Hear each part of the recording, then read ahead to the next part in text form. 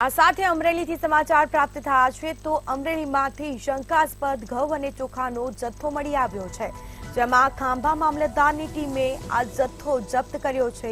વાહનોમાંથી અનાજનો જથ્થો મળી આવ્યો, જેમાં ઘઉંના 12 કટ્ટા, ચોખાના 123 કટ્ટાને સીઝ કરવામાં આવ્યા છે। બીજી તરફ એક ટ્રક, 2 રિક્ષા સહિતના વાહનો પણ જપ્ત કરવામાં આવ્યા છે। તો સમગ્ર મામલે તપાસ થશે।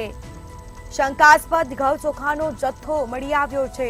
ખાંભા મામલતદારની ટીમે આ જથ્થો જપ્ત કરી તપાસ હાથ ધરી છે।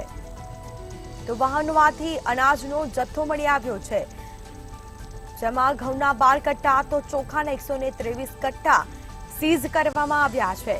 તો આ જથ્થો ક્યાંથી ક્યાં લઈ જવામાં આવતો હતો એ તરફ પણ તપાસ હાથ ધરવામાં આવી છે। તો ગરીબોનું અનાજ સગે વગે કરવાનો મામલો સામે આવ્યો, જેમાં ખાંભા મામલતદારની ટીમે આ જથ્થો છે તેને જપ્ત કરી કાયદેસરની કાર્યવાહી હાથ ધરી।